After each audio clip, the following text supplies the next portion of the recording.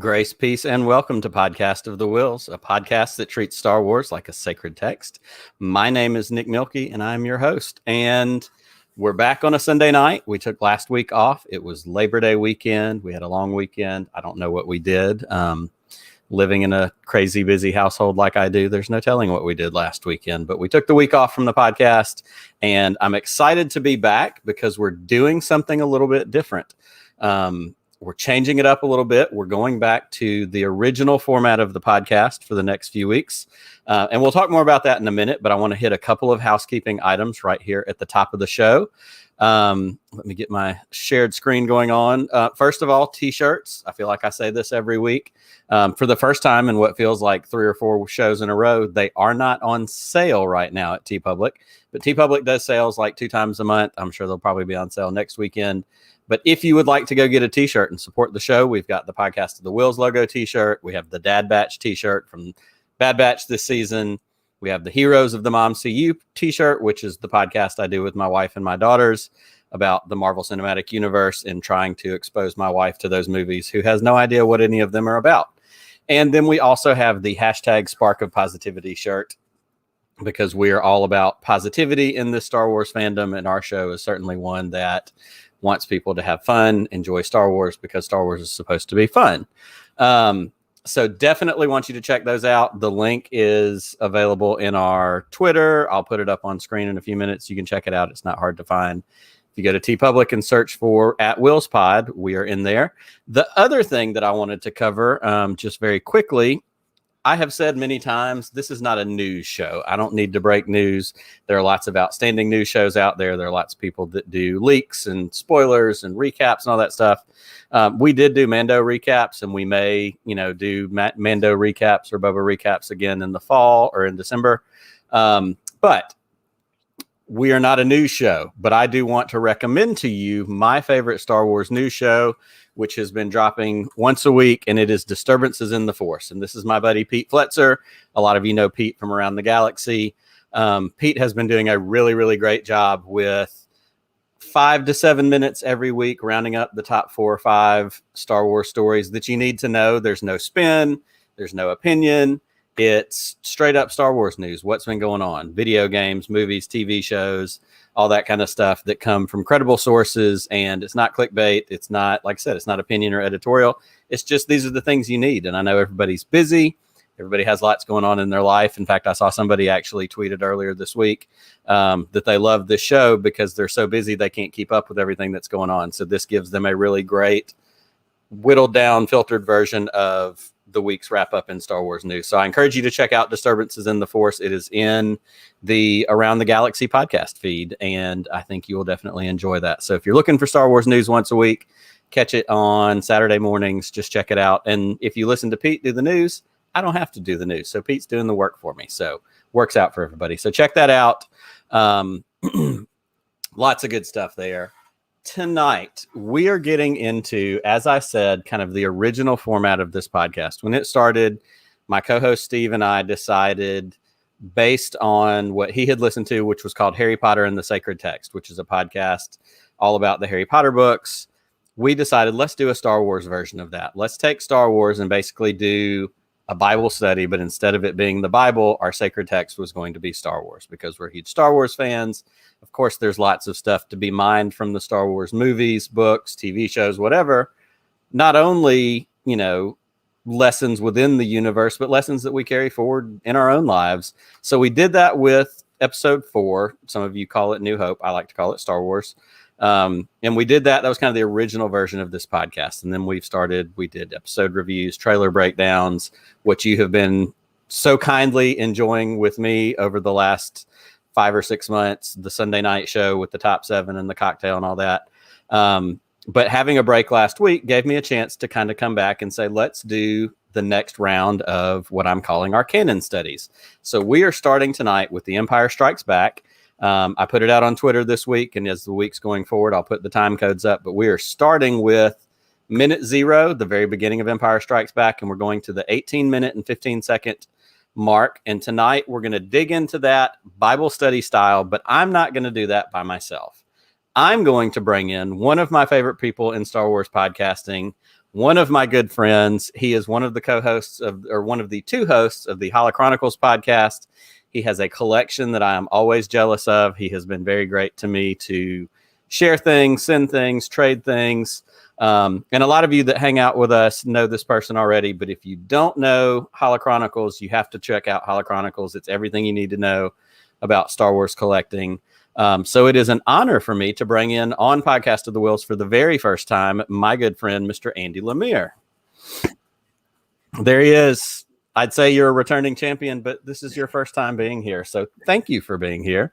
Well, thank you for having me, Nick. I know you've been on our show. Well, actually, recently you and I did one. Josh couldn't make it, and that's right. And you've popped on other things that we've been a part of, including, but not limited to, Force Connect and and other things like that. So I'm happy to be here finally on your home turf. That's right. That's right. I get to be the boss now. I get to tell you what to do or something. Well, before we get into our study part of this tonight, and I gave you kind of a quick blow through welcome and intro. Tell our listeners, because like I said, we do have a lot of shared friends that hang out. In fact, I'm looking at the chat and I see Framey, I see Matthew, I see Michael, I see, I saw somebody else a minute ago. I lost it now. Anyhow, we've got a lot of friends that hang out on both of our shows, listen, hang out in the live chat. I'm thankful for that. But we may also have some listeners to Podcast of the Wheels who don't know Andy and don't know Holochronicles. Tell us a little bit about your background and about Holochronicles as a podcast. So Holochronicles is my buddy Josh and I, about it might be close to 5 years ago now. Josh and I have known each other. We have circles of friends that intersect a couple different ways, and we've known each other for about 20 years. Well, probably even like late 90s.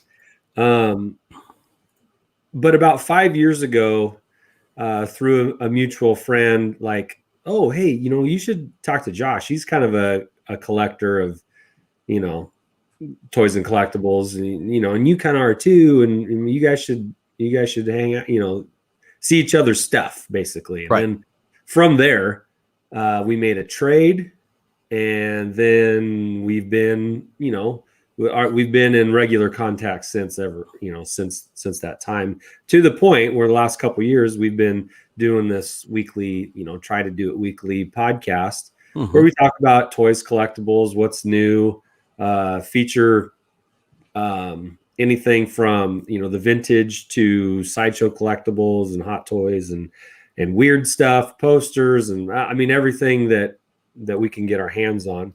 Josh has quite a big collection. I have gotten, you can see behind me, I got some stuff too that's kind of cool, and he and I, if for nothing else, we just like to get together and talk about it. And we've kind of, over the last couple of years, garnered a little collector community of that we've cultivated, and that certainly includes you and people that are listening, because like you said, we do have a lot of shared friends, online friends. Absolutely. So it's been pretty fun. We're on Twitter and Instagram and Facebook and YouTube, although I'm mostly on Twitter. So that's right. We're pretty accessible. We're not big time. So and I get to flip the script a little bit on some of this, because again, you're in my territory now, or as they say in Happy Gilmore, you're in my world, and Grandma. Read the name tag.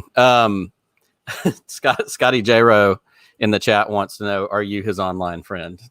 No, you are my actual friend, Scotty. Oh, see, Andy and Scotty are the friends we've made along the way.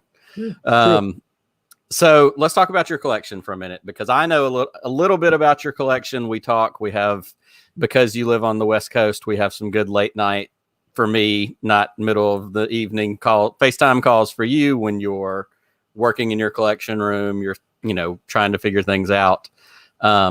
What are if you could pick off the top of your head, 3 favorite things without spending too much time thinking about it, what are your 3 favorite things in your collection? Well, one is this poster right here. That's my favorite thing in your collection, by the way. Okay, yeah, it's a 41 approximately because it's adjusted. 41 inch by 55 inch paper. Mm-hmm. Italian Star Wars movie poster. It's big and it's very colorful and it's a little cartoony and completely original. Some of the characters don't actually look like what they look like, but total lucky find. I found it in a pawn shop down just south of Portland, Oregon. Mm-hmm. I happened to be by there, poked my head in. It was for a track meet of all things. And bang, $200 later, made a deal.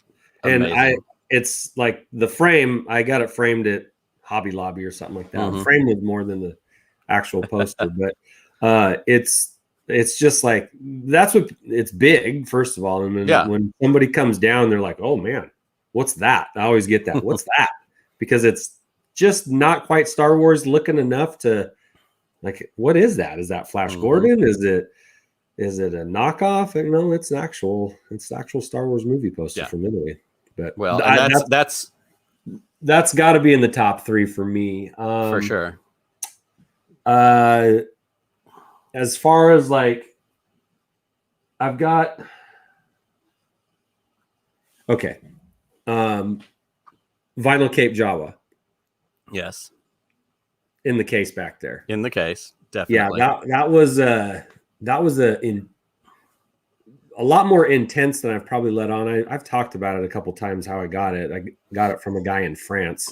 Mm-hmm. But that was really nerve-wracking to make a transaction with somebody in France, right? Right. Like that's off the books, right? It's like, is it going to show up? You know, yeah. Given what you invested in it, is this going to pan out? I know. And then I've got an EFX Boba Fett helmet that came with the 6 people that have worn the Boba Fett helmet on screen's autograph. That's probably, I think that's probably in the top 3 for sure. Although now that Cobb Vanth and Tamura what's his real name? I'm blanking. Oh, Timothy Oliphant. Timothy Oliphant and Tamura Morrison have now worn the Boba helmet, along with probably a stuntman or two. That's not quite as. I need to expand. That's right. There's more autographs. And I remember when you got that, and I remember you guys did a show around the time that you got that. Did it come with room for expansion, or is this going to have to be an additional plaque that goes by it? The plaque was just for the 6. Gotcha. It came with a plaque with all of the signatures on it. So, but yeah, those are probably in my top 3. Those are probably the top 3 as far as like those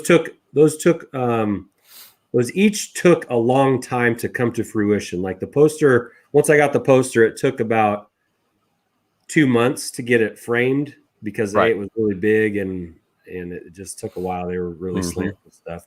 That took a couple months. It took a month for the vinyl cape Jawa to get here, and that was a kind of a nerve-wracking month. And then I had pre-ordered the helmet about a year in advance, and so that took a while. So all these things that kind of have a lot of meaning to me is because they took a long time. I was anxious. I was anxious for them to get here and stuff. So absolutely. Well, on the other side of that coin, what is your current, and I know this can change from time to time, what is your current Grail item, the thing that you're after? What is your unicorn, white whale kind of scenario? Is it the double telescoping loop, as Matthew suggests in the chat? Well, that's not, okay. I don't have any Lily Letty figures. Okay. I don't have a single one.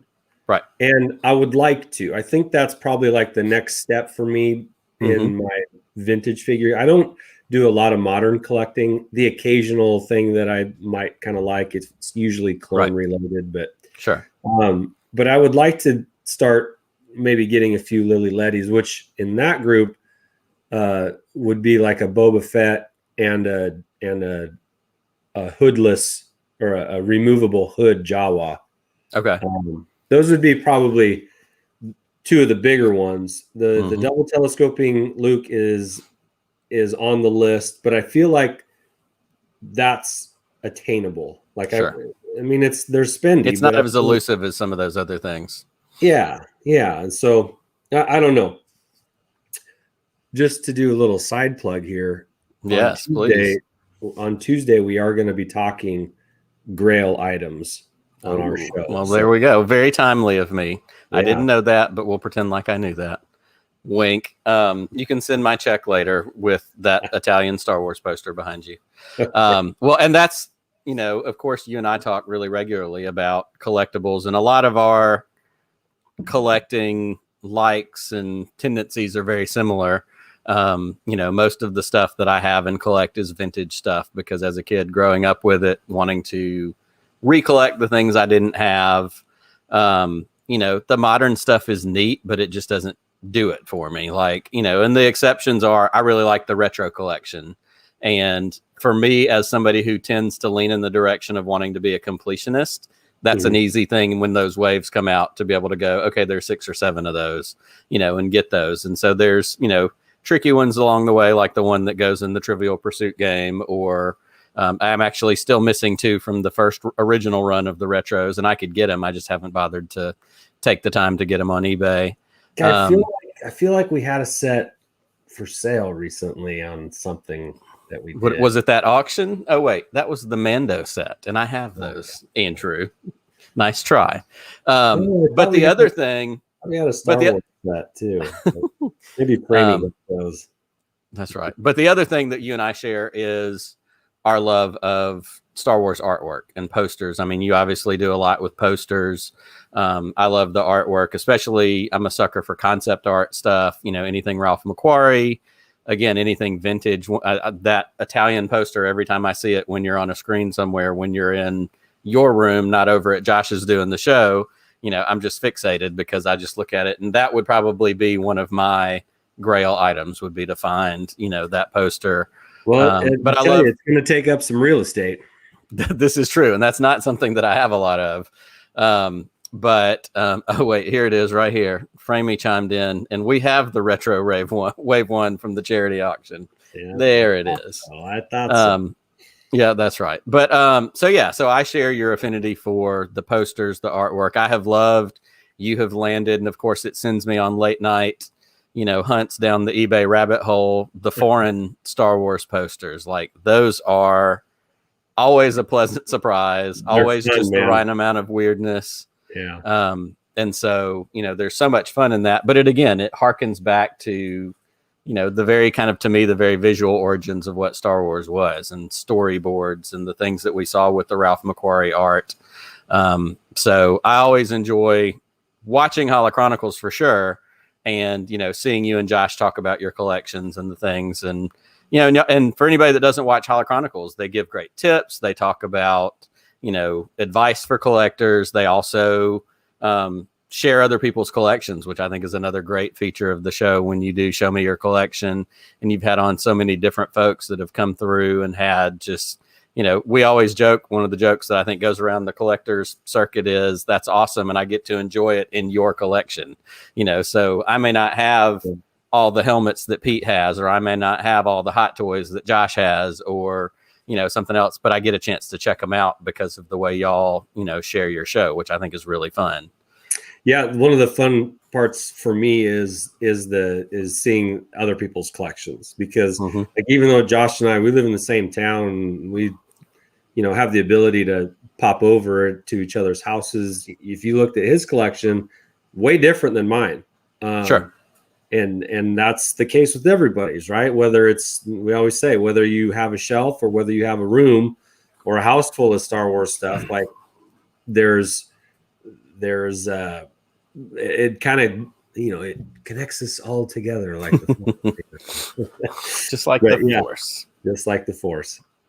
Absolutely. Well, it's a great show. And so if anybody that's listening or watching this stream hasn't checked out Holochronicles yet, you definitely need to. So much good stuff there.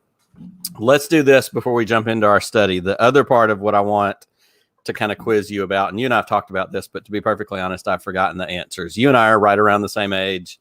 Tell us a little bit about your Star Wars origins, where you first saw Star Wars, how it came into your life, and kind of the impact that it had from an early age coming into, being as involved in it as you are now. Okay, well, I'll try to do this concisely. I have two cousins that are 5 years older than me, right? And I'd get, growing up, I'd get hand-me-downs from them. One lived right next door. One lived up in Seattle, which is a couple hours away. But I'd get hand-me-downs from them. They were just older than me, that they would still play with me. We'd still do stuff together. I wasn't so young that I was get away from me kid, but they were into Star Wars, right? So that's my introduction to it through my two older cousins, right? And I saw I remember my cousin Aaron, he had Star Wars and Empire Strikes Back on Betamax, and whenever we'd go up there, one of them would be on. We'd watch one of them, and so that was my introduction to it, probably around 4 or 5 years old. And then in 1983, when Return of the Jedi came out, my dad took me to Return of the Jedi. I'll never forget that, man. I still remember that pretty vividly, and how we came out of the theaters, lightsabering each other, and it was pretty fun. But I had also seen the previous two going into it, so I knew the story behind it. Even though I was still 6 years old at that time, I was already pretty versed in the story at a young age.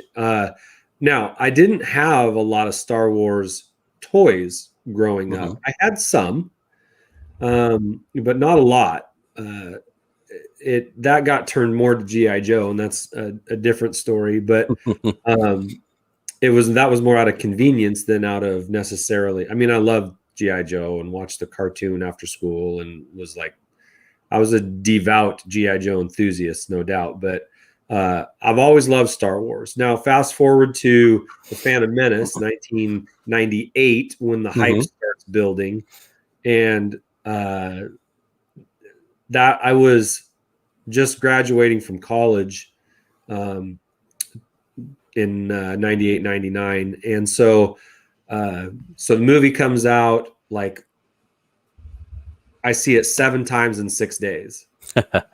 And I only kind of like the movie, right? There were things about the movie that I love, but as the movie as a whole, it was more fun. It was more entertaining than it was like, oh yeah, a real thinker. Of course it was, right? So, but I loved it. And what I loved most about seeing it 7 times in 6 days was I got to go watch it for the first time 7 different times with different groups of people.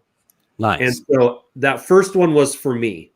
The next 6 were to take people to a Star Wars movie for the first time. I was their first time going to see a Star Wars movie in the theater with someone.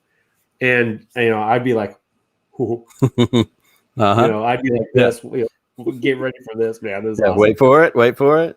But I just remember the sound, the THX sound, and the pod race, and the creatures and their spaceships were just overwhelming, and it was awesome. And then that was when I decided, you know what?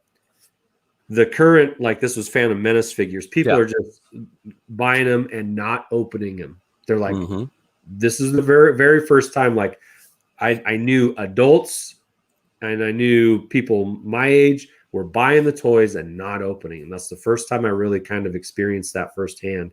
And I thought to myself, I should go back and get the vintage ones.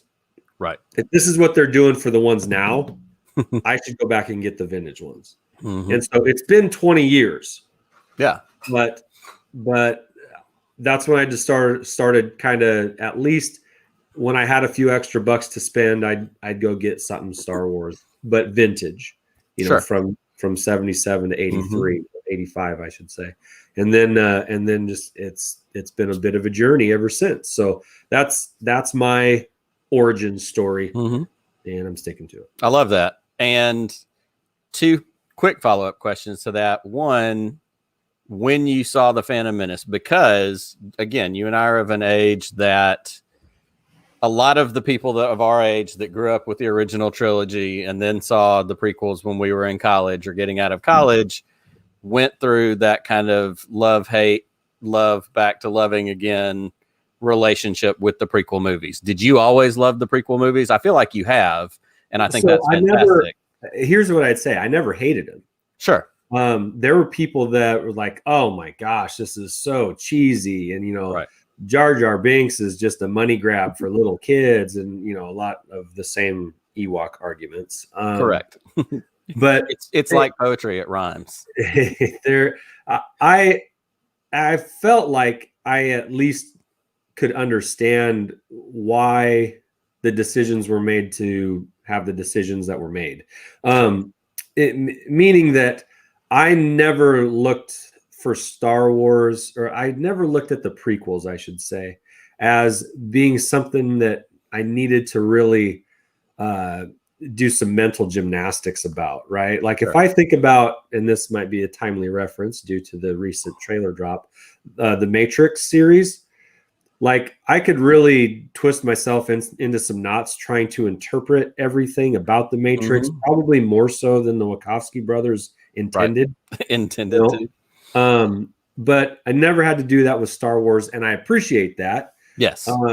There was never more, like if you didn't know much about Star Wars, you could jump in and probably figure out a lot of it without having to do a ton of research.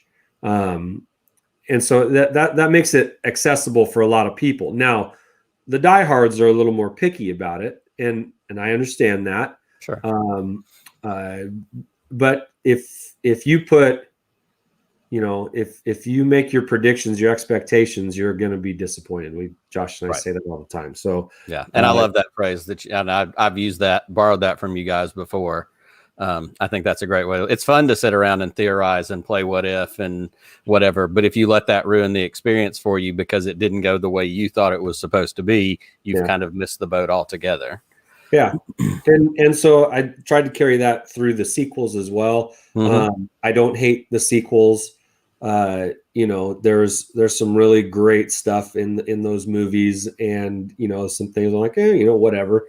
But I don't hate them because I never went in thinking that they needed to be a certain thing. So, so I think that's probably healthy, No doubt. Well, and another thing that I've always admired in the time that I've known you is that, and especially like when y'all were doing Beyond the Blast Doors Network and you were writing articles and putting some of that kind of stuff, you would write some really great critical thinking articles talking about story decisions and it wasn't, and that's what I love about people that can have these conversations. I feel like, so you think this and I think that. And so what we can go back and forth, but neither one of us are mad about it because ultimately the story is what the story is.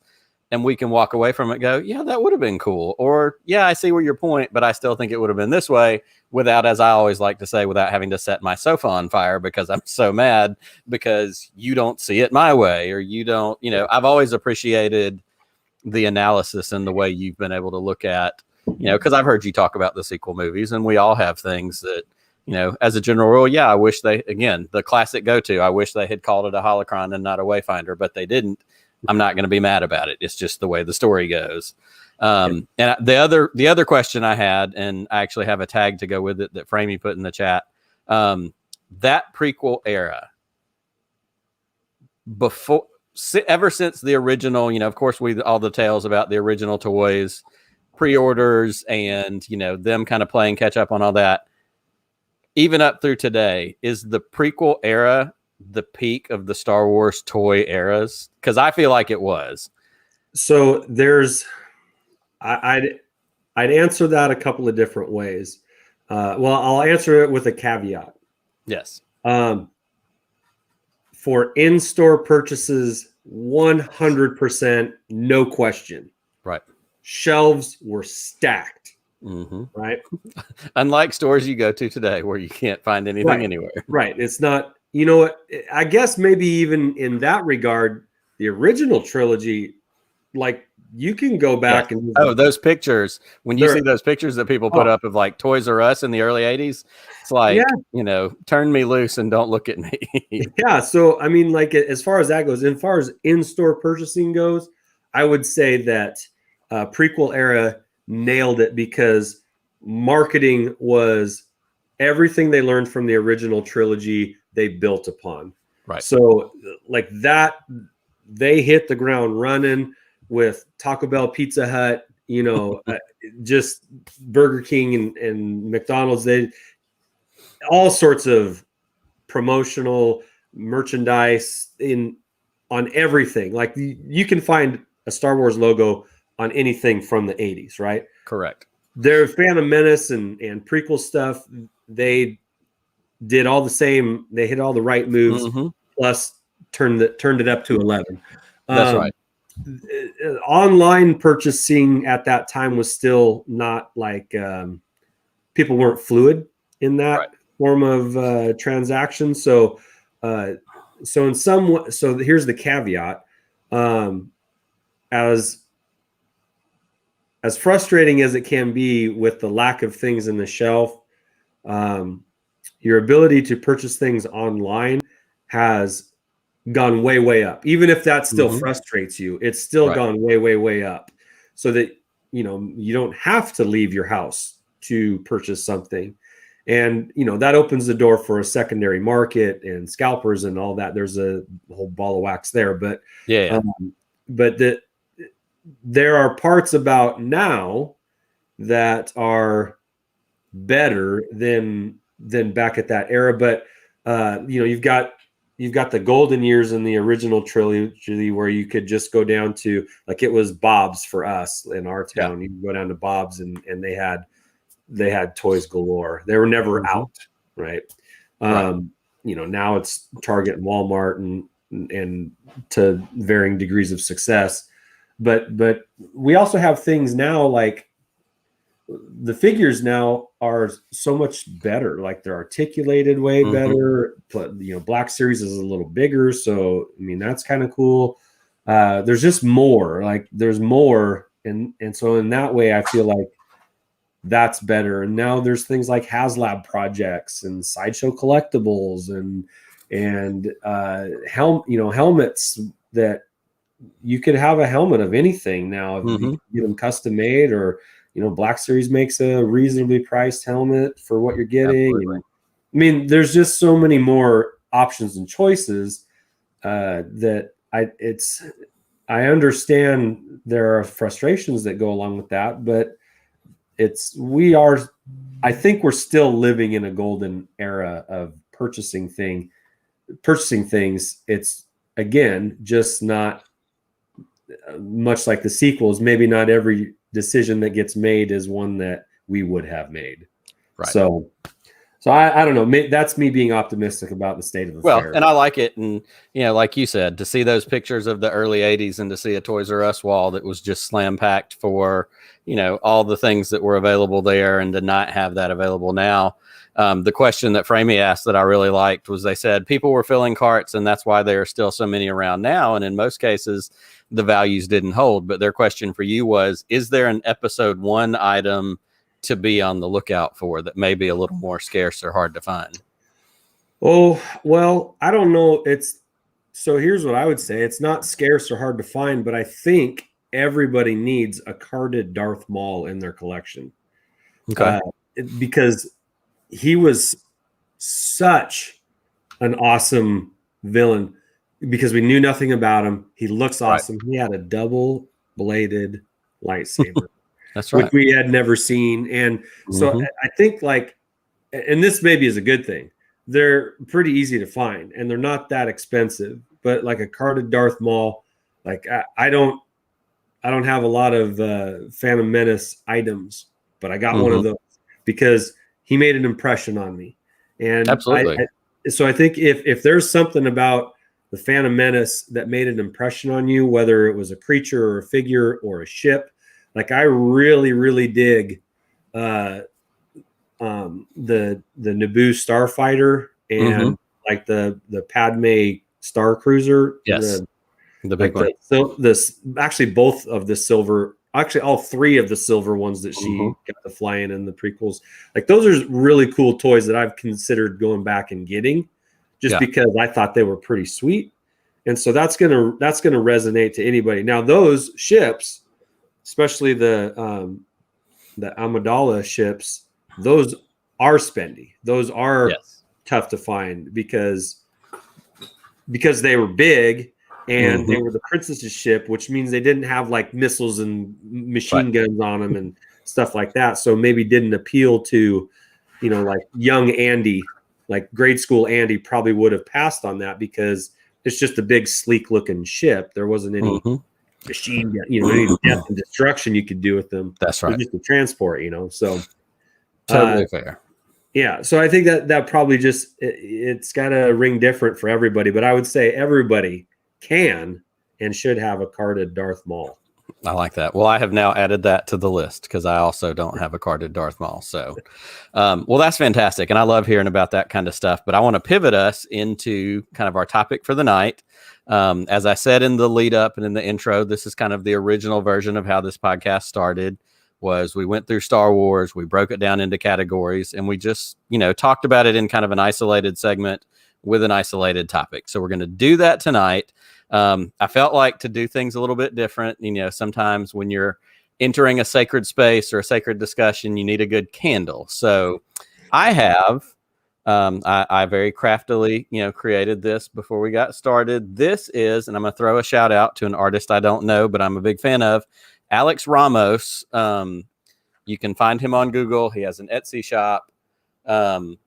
He has made several of these, just basically like religious icon art pieces. And there's some that are Star Wars. There's some that are Empire.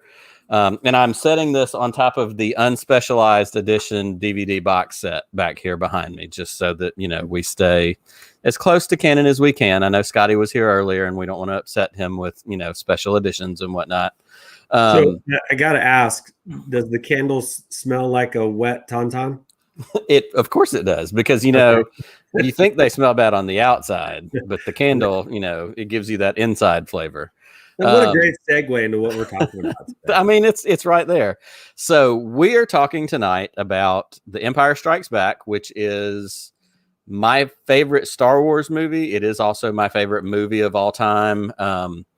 It's, it comes from a lot of different things. It comes from the era that I grew up in. It came from, I think it's truly amazing filmmaking and, the technology that was in at that time, the stuff we get. And of course, as I got older and learned, the behind the scenes stories and the way they shoot the hot stuff in Norway or wherever they are, literally from like inside the lobby of the hotel while a blizzard's going on outside. And they send Mark Hamill out there and they're like, yeah, we're going to shoot it long distance from the lobby. You'll be fine. Like, there's just so much lore that goes with it. So what we're doing tonight is we're starting with Empire Strikes Back. And we start at the 0 minute mark at the very beginning, and we stop at 18 minutes and 15 seconds. And where that takes us to is right after Luke has been rescued, and they have that great exchange where he's feeling better, and Han's telling him he looks like he can pull the ears off of Gundark. We have the awkward moment where Luke gets that really big kiss from what we will eventually find out is his sister. And then we hear the call over the intercom because the base is coming under attack and they've all got to kind of spring into action. So that's where we find, our text for the evening, if you will. Andy, I'm going to give you the honor because I said where we start and where we ended, but fill us in kind of in a 30 seconds to 1 minute. What do we get in these first 18 minutes of this movie? So we get a rebellious group of people that are on shaky ground. They're hiding at the moment. They're just trying to, it seems like they are waiting to either not be found or preparing for when they eventually do get found. Right. They're in transition. And I want you to know, I took some notes. I'm so glad you took some notes. In bed. And the only thing I had near me was a green crayon. thanks to my daughter, I had one of I would those. say that's a dad. That's a dad with kids. You grab whatever's available. Yeah. So, no, do you want me to like specifically in terms of give us just a quick summary of this clip, just as you know what the action is from beginning to where we stop, and then I've got some guided questions we're going to use to kind of move forward from there. Okay. Han and Luke are out checking the perimeter, making sure their sensors are up, and they can find things, the intruders, easily on the ground anyway. And a meteor hits close by. They're just wrapping up their check and heading in. Luke's going to go check out this meteor real quick. Han comes in. Luke doesn't. He goes missing. And as we all know, it's cold in the daytime on Hoth, but in the nighttime it gets even colder, and his friend's out there.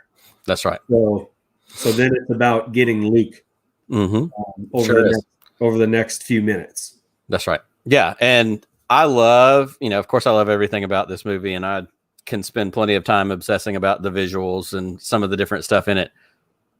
One of my favorite things about these first few minutes of this movie is how low-key scary that probot is when that thing, after that meteorite hits the planet and that thing comes up and it's just floating right there, and the noise that it that was some good, especially when I was a little kid and saw this movie, that was scary.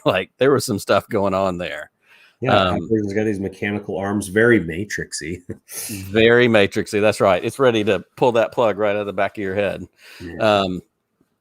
So we get this scene. We get Luke being, attacked by the Wampa, and he's missing. He doesn't come back. And I think you said it, and it really kind of fuels a lot of what our text is about tonight, which is Han's having the argument with the rebel soldier in the base.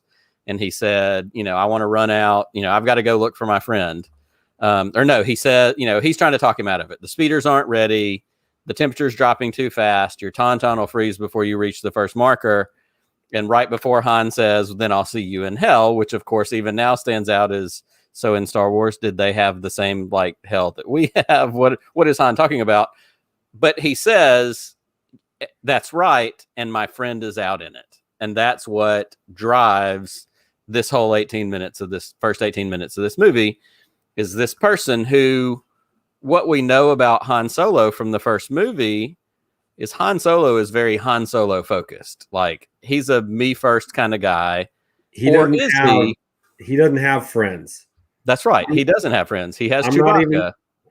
That's it. And I'm not sure you could even call Lando his friend either. I definitely don't think Lando's his friend. Although there is that great scene when they land on Cloud City and he turns and he looks at Leia and he goes, see, my friend. He doesn't really mean that. But yeah, it's Chewie and Han. And that's the whole thing and Chewie's his family. I don't think that he's even his friend.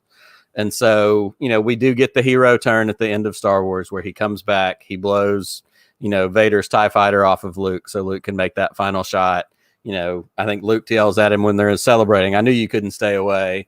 But there's that part of you that is still not convinced. Did Han come back out of friendship, or did Han come back because there was money involved and there was a reward, and, he's packing up the money and trying to get out of there at the beginning of Empire with, he's still got to go pay Jabba the Hutt. He's still got to watch out for his neck. But in this moment, with Luke being gone, he makes it a point to say, that's right, and my friend is out in it. And I think that's the thing that stands out, certainly as the motivating factor for our character in this part of the text. So here's my first question. Go ahead. Well, no, go ahead. Ask your first question. I might be able to circle back to it. Okay.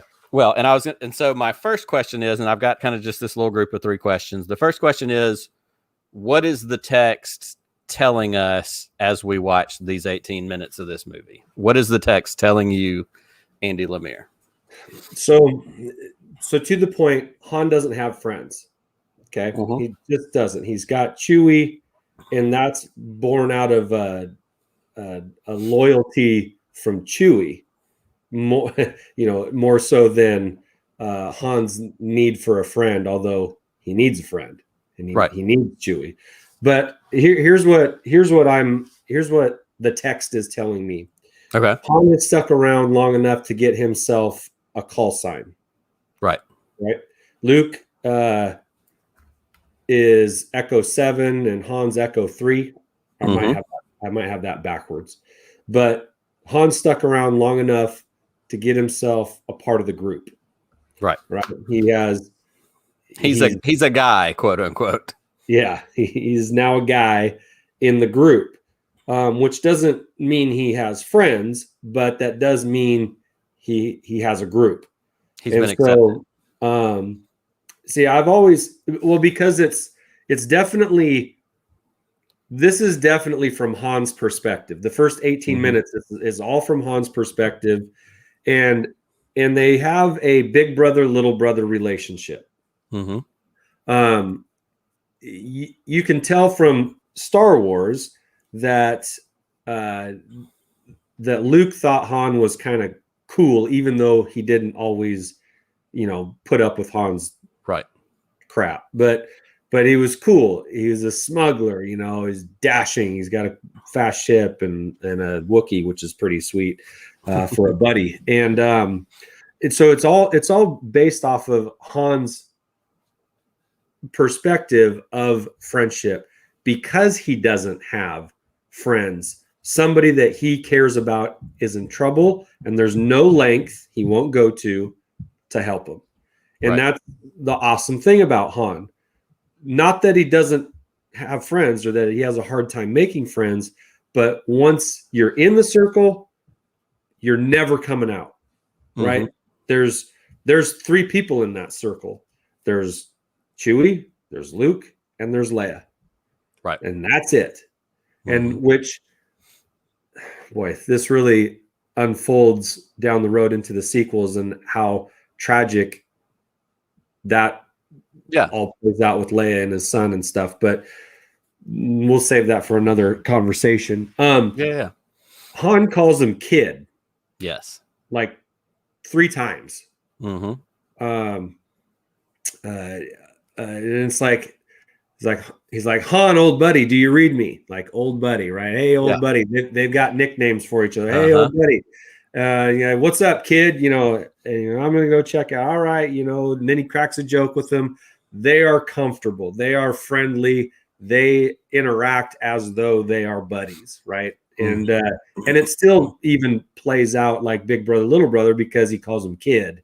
Right. So there's like I'm here and you're here. Well, and Luke has always felt that, because even in Star Wars, when, they're with Obi-Wan and they're in the cantina and he's saying, we could almost get our own ship for that. Who's going to fly it, kid? You? And he's like, you bet I can't. Like, Luke's competing. Like, he's bowing up, as we say in the South.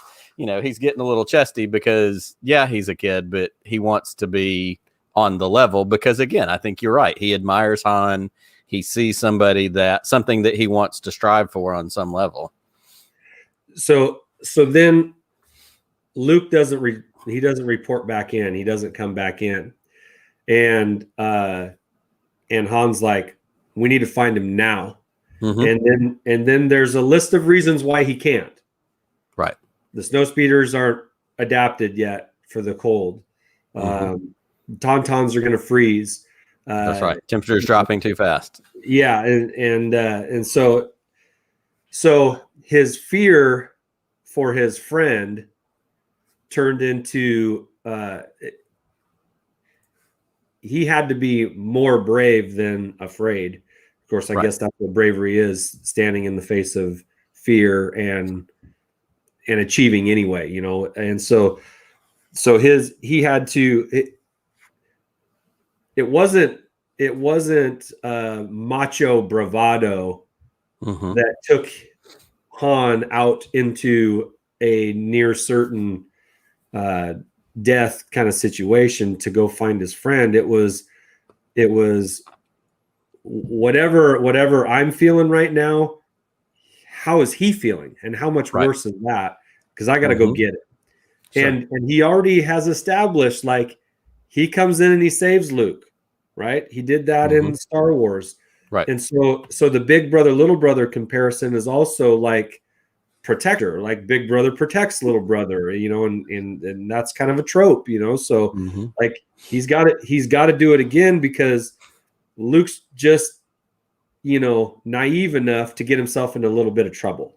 Right. And that's actually true in a lot of Star Wars, whether he's young Luke or even old Luke, he's still naive enough to hold on to something so naively that it gets him into some trouble. So he has to go out, and I'm just going down my list, and keep going. And Han goes all Bear Grylls and finds him, and so, you know, when they talk about, you know, the Force connects us and moves in ways that bind us together, and, you know, Luke escapes from the cave for the first time in the movie. And yes, and he sees that vision of Obi-Wan that turns into Han. So he has like a spiritual rescue, and then the physical, tangible rescue, and that leads him to becoming a Jedi and fulfilling his destiny. So Han has to play a role in that. But he doesn't do that if Luke isn't his friend, right? Because Han doesn't, again, he doesn't have friends. So when when there's something wrong with one of the three, you know, and his MO is to try and save people anyway, not himself, but to save others. He bends over backwards. He'll scour the ends of the earth trying to make that happen. So he goes and gets him. He has to. There's no other choice, and he would only do that for his friend, without a doubt. Well, and I like Michael threw something in the chat here a second ago that I hadn't thought about as much. And I've like, he says we get an appearance from Obi-Wan, who is kind of like a friend to Luke also, and I think that's a really neat point, and I think that ties with the comparison you made with the cave. And I've always thought about the cave thing because in the beginning we get Luke trapped and escaping from this white snowy ice cave, and we get that juxtaposed with later in the movie when he's on Dagobah in the dark cave, having, you know, facing that vision of Vader. And so to me there really is kind of a yin and a yang to that situation, the beginning of the training, you know, even the pre-training to when he's there training and all that. But this specter of Obi-Wan was one of the few friends that Luke had. And it's funny because we make the joke all the time, you know, how long did he really know Obi-Wan? I mean, he knew of him growing up, and we know, isn't old Ben the crazy old hermit beyond the Dune Sea? But they go on this big adventure together, and with the span of what seems like a day or two, you know, he meets him, he loses him. But when that specter of him appears on Hoth as he's come out of this cave and is trying to survive, he gets important instructions. Here's what you need to do. And that stuck with him. And I wonder, would that have stuck with him if just some random spectral Jedi had appeared and said, hey, you want to be a Jedi, go do this thing. But it was Obi-Wan. It was somebody that he had some level of respect and admiration for. And I wonder if the friendship level plays into that somewhere. Well, I'm not even sure I would qualify Obi-Wan as a friend. Like, he's definitely mentor. Sure. And some a source of information and details about Luke's life that he does not know fully. So like there's real practical reason to attach yourself to Obi-Wan if you're Luke. I always felt like Han was more of a choice. Like I'm choosing Han, and Han is choosing Luke, not because he knows anything that I need to know or is going to teach me anything, but you know, Luke really doesn't have a lot of friends either. Let's be frank. Right. He's got Biggs, and he's got the girl that called him Wormy, and maybe those deleted scenes friends. Maybe a few droids, but that's right. Does that count? I don't know, but and I like what you said about Han, especially Han choosing Luke. And, you kind of teased a little bit going forward in the sequel trilogy, and we can talk about that because we do know the story. And just like any sacred text, just because we're talking about this verse doesn't mean we don't know the ones that come after it. But Han does that again. Like, Han chooses Rey in Force Awakens when they land before they go to see Maz, and he kind of says, he's like, hey, he's made a decision. He sees something in that girl that he's willing to say. And of course he's being tough guy and, I'm not going to be nice to you. I'm not going to, whatever. But like, for Han Solo to open up like that, he's one of those people that he doesn't have many friends, but when you are his friend, you're in, as you were kind of alluding to before. And so I feel like we see some of that in the sequel version of Han as well. Yeah. And I've gone back and forth on this because like we just laid out, Han will go to the ends of the world to help a friend. It's like, so why did him and Leia split, and why did he seemingly run away from his son, or not run away, but not go after him in the same way, right? And I think psychologically, if I can put that hat on for a second, when there's an injury to a guy like Han of the heart, right? Those are the ones that never, I mean, they have a hard time healing anyway in most people, but like when you're one of the three and all of a sudden one of them's now not there, or there's a breaking, whether it's a divorce or a child, then everything's upside down, and the easiest thing is to not feel, and so you just run from it. And so absolutely. Well, and I wonder too, and you're a dad and I'm a dad, and so I look at it from that fatherly perspective of, I have friends, I have best friends, I have friends who I feel like are my family. We make the family joke all the time, like these friends that I'm so close with are my family. And I think Han had that with Luke. Obviously he had a relationship with Leia, a romantic relationship with Leia.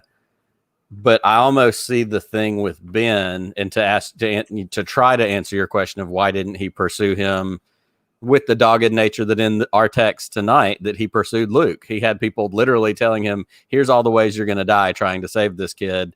And he said, screw you guys, I'm going anyhow. He's my friend. Why didn't he do that for his kid?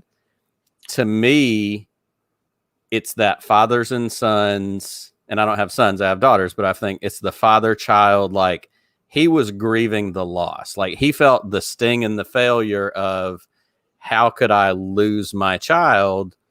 And I think in some way that crippled him from being able to spring into that Han of old who would have said, well, I'm going to go get him. And eventually he does, but he does it with Leia's prompting. Leia says he needs his dad. And that's, I think there's an important distinction here too. Nobody knew where Luke was, or if he was in danger, or what the deal was with Luke. Han knew, right, with his son Ben. He knew where he was. He knew that physically he was okay, but his son stopped choosing him. Yeah, his son stopped choosing him. So so there was a known enemy. It was the devil that he knew, as opposed to the devil that he didn't know. That's right. And it would cause him to put up the walls and be reticent to say, well, he didn't want me. He chose this other thing. So why should I, face the failure again if he wasn't going to choose me? Right. Because once, as a country music singer once said, the first cut is the deepest. That's true. All right. So our first question was, what is the text telling us? The follow-up to that question is, what is the text asking of us? It's told us, here's the story, here's what we see that's going on. What is being asked of us as a participant in this text? Well, there's no greater love than being willing to lay down your life for another. Absolutely. Absolutely. To quote another sacred text. and Han does it. Mm-hmm. Like, he does it. He puts himself at risk to find the lost sheep,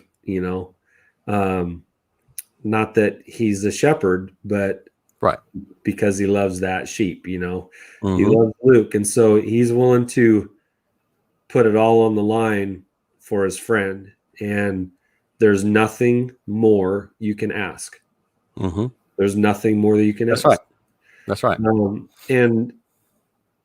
not that others wouldn't do the same for Han, but like this whole 18 minutes is Han and how he's responding to the situation Luke is in. Right. And so it's a bit reckless.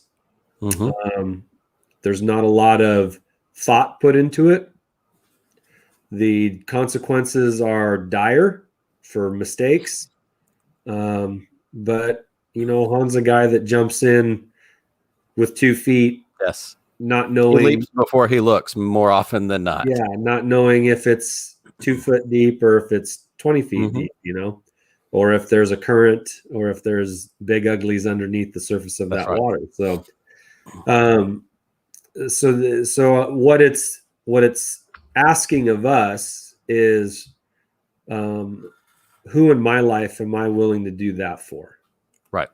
Be in reckless pursuit of. Mm-hmm. So that's that's family members, that's friends, that's sure. Even from I'm a school teacher, like mm-hmm.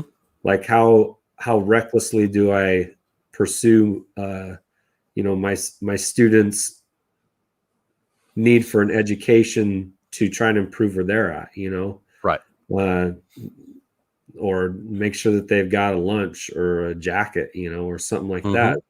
Like, it can be very small. Those pursuits can be small, but they're no less meaningful to the person on the receiving end. Absolutely. So well, and I think and this was of course not intentional, it just happened to be the way the schedule worked out. But as we're talking about this idea of sacrifice, yesterday was the 20th anniversary of 9/11. And that was something in this country where we saw and still hear every time it comes up tales of just immeasurable sacrifice of people who ran into buildings to try and get people. We talked, you've heard a bunch of stories, especially, I'm a college football fan, and half of game day yesterday was about 9/11. And, especially you hear the stories about Flight 93 that crashed in Shanksville. These were people on an airplane that knew what was going on and said, we have to make this choice to save, it's the however many people on the plane versus the however many thousands of people in DC where it was supposed, like, the sacrifice thing has been on my mind a lot this weekend, especially as we celebrate this 20th anniversary in our country of this horrible event. And so as I'm listening to you talk about that sacrifice, those are some of the things that stand out in my mind as well. Yeah. And those are a lot of those stories didn't have the happy ending that Han and Luke had, and that makes them all the more impactful. Like, yeah, my desire for personal safety is less than the other people that this is intended for. So sure, it's like, whew, man, like that is such an awful moment in our history that has spurned so many inspiring stories. Like if we only dwelt on the fact that 4 planes went down and 2 buildings went down, and if we only dwelt on that, like, there would never be any growth or healing from it. Right. But when you hear about what happened in the moments, like in between, Like, holy smokes. Yeah. Like, that's in a weird way, that's living. Like, that is, For sure. man. Well, and the thing that struck me, and of course we we remember every year on September the 11th what happened. And, we all write Facebook posts about this is what I was doing that day. And this was what, X, Y, and Z. But I feel like this year more than previous years, I've heard a lot of focus on that Shanksville plane and, the guy that snuck back to where the stewardesses were and got on the phone and, told the operator and the other guy that had a cell phone or whatever it was and called the wife and said, they said, like you're talking about, they made a choice. They knew, yeah, this probably isn't going to work out, but I need you to know I love you, but this is what I have to do. Like it is, it's one of those, it was a very intentional choice, and it was a very intentional choice that was about others. It was truly sacrificial. And that's what Han was doing. Han didn't know if he was going to come back from these dropping freezing temperatures and anything else. But all he knew was if his friend was out there, he wanted to give his friend the best chance he could by trying to go and help him. That was as far as Han had thought. And, not to say that the people on that plane weren't thinking forward. They were thinking, this is the choice I have in front of me, and I'm going to make it because it seems right. What I take from that, and I guess this even carries me into the third question that I wrote down as we look at our text, which is, where does the text take us from here? And so for me, looking at this text, and I've said this before in context of a lot of different things. I grew up in Selma, Alabama, and I went to college in Montgomery, Alabama, which has a history rife with civil rights movement and people having to make choices in the face of adversity. You had white people, pastors, spiritual leaders, people who stood up and said, I'm going to stand on the side of justice, and I'm going to stand on the side of these people who are also people, and I'm going to go march with them. And I hope with every fiber of my being that if I was faced with a decision, whether it was to stand up for the rights of somebody else who is also a human being, or if it was to stand up in the face of a, Flight 93, whatever, that I would make the right choice, not because I want to be a hero, but because it's the right choice. And I will never know until I'm in that moment if I can. And that's the hard part about it. But seeing these stories, and again, not trying to make light of 9/11 by comparing it to Han Solo going after Luke, but there is a correlation there between that sacrifice for a friend or a neighbor even. And that's something else that we carry in our world spiritual context, which is to love our neighbor as ourselves. And if I'm doing that thing, I'm standing up for the people who are being, downtrodden upon, and standing up for what is right in the eyes of, who I believe my spiritual superior being is telling me how to act and how to be. So the question to you, Dr. Lemiere, where does the text take you from here?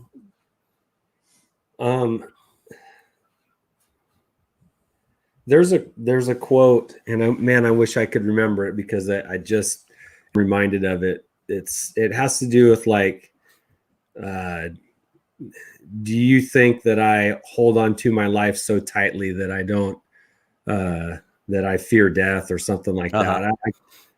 I wish I could remember it because it seems appropriate, but it's like, I wonder if the people on Flight 93, if they really felt like they had a choice, because once, I don't know, it seems to me like once they realized that they were dead, then there was no choice. Right. And they just acted. They acted in what was best. Now, some people will be paralyzed in that moment. Sure. Because the realization that you're actually dead. I mean, essentially they were Schrodinger's cat at that point. That they can't move beyond that. But now I don't know. Whereas people in your neck of the woods in the 60s, like they did have the choice. Like there was the choice to stand up and march with, stand alongside, or there was the decision to not. Right. Right. And so what's always you ask yourself, what would I have done in that situation? You always like to hope that it would have been acting out in the right. Sure. But there was a whole nation of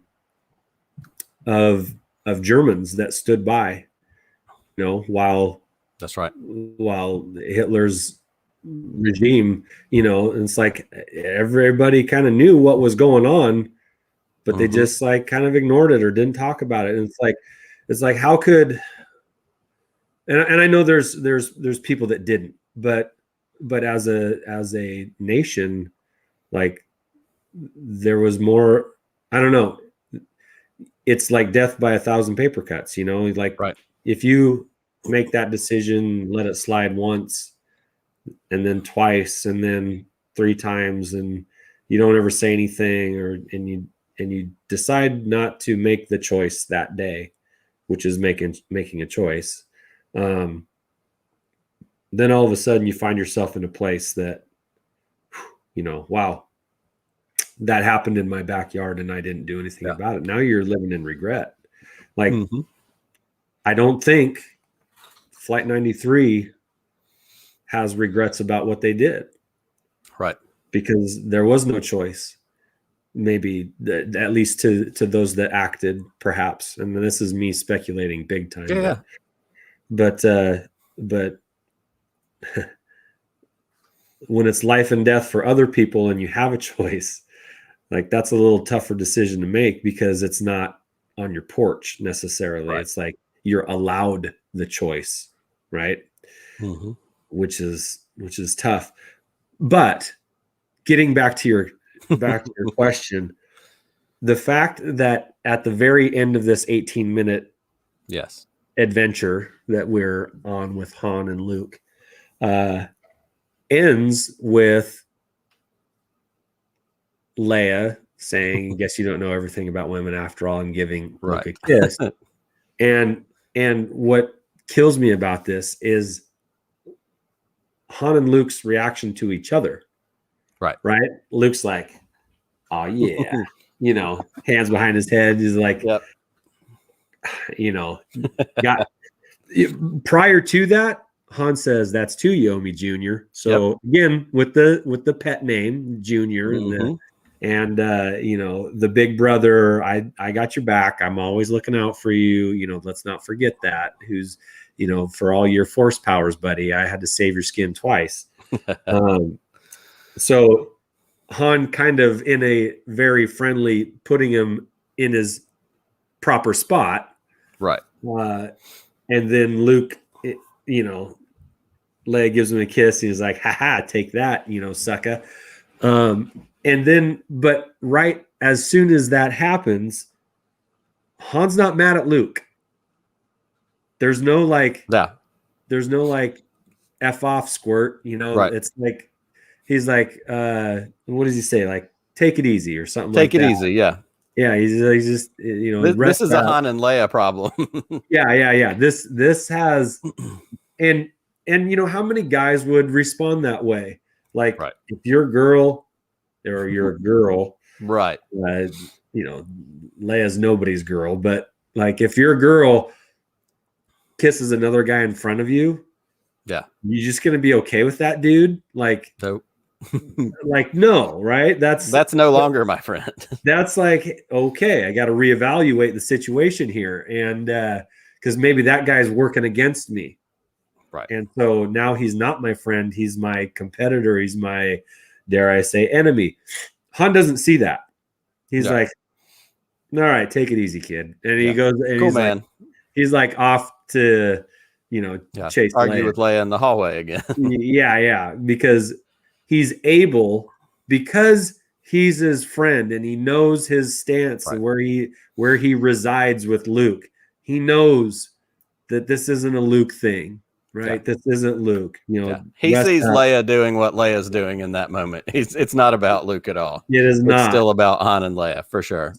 And not that that's not meaningful, because it, of course, is to Han, but because he knows his standing with Luke, that he knows that it's It's not this guy. So Right. that reaction I don't think is a typical one, but because he's comfortable with their friendship, that's the reaction. So I think that's telling, even though I imagine a fraction of the thought we're putting into these 18 minutes is probably what actually happened when they were writing the dialogue for this. Correct. But that's what we do.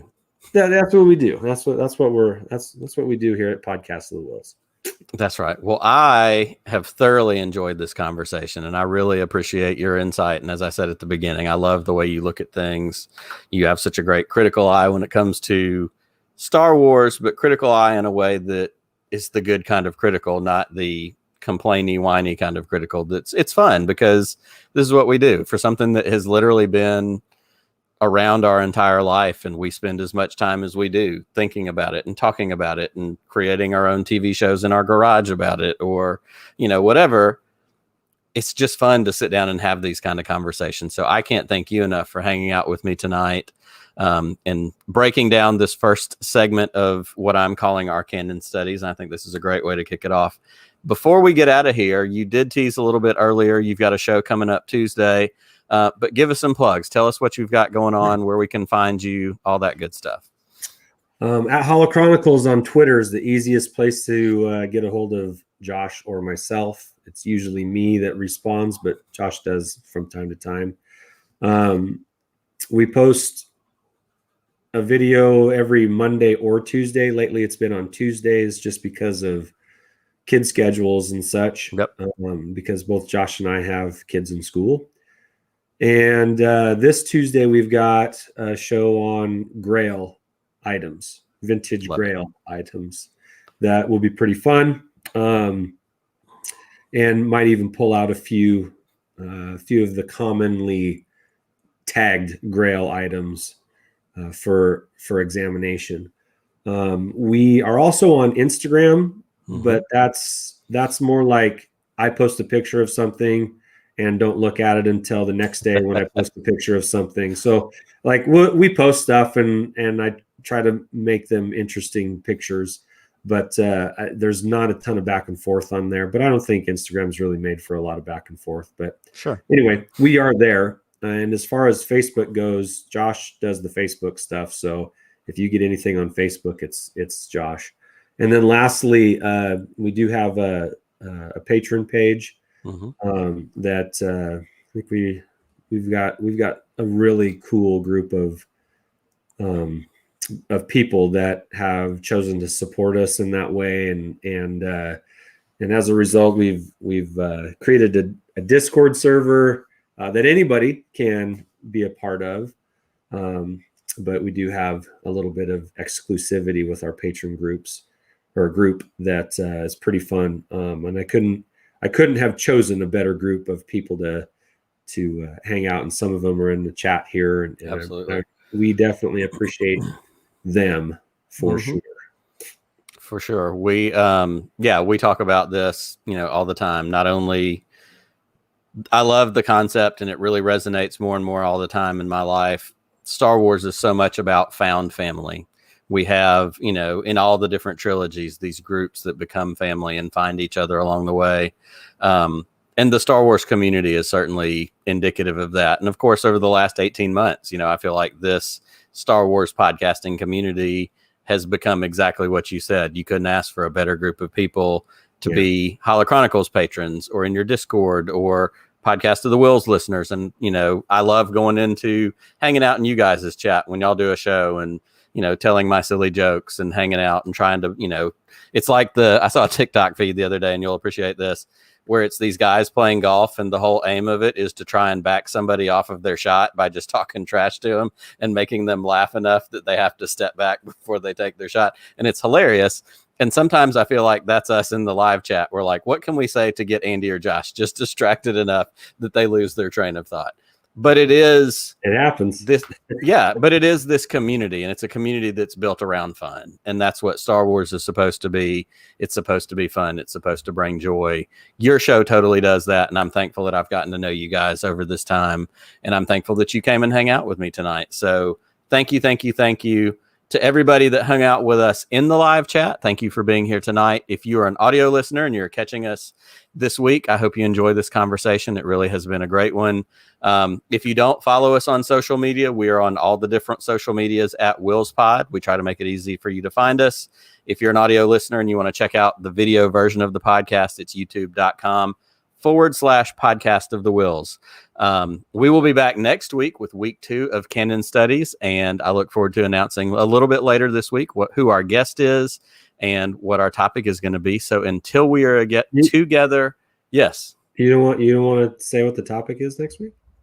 Say what the topic is next week. Yeah, you want me to say what the topic is? I'll tell you what the topic is. You're going to make me look it up because this is a way of proving that I don't remember off the top of my head. The topic next week, Andy, is why you gotta do that? Oh, here we go. I found it.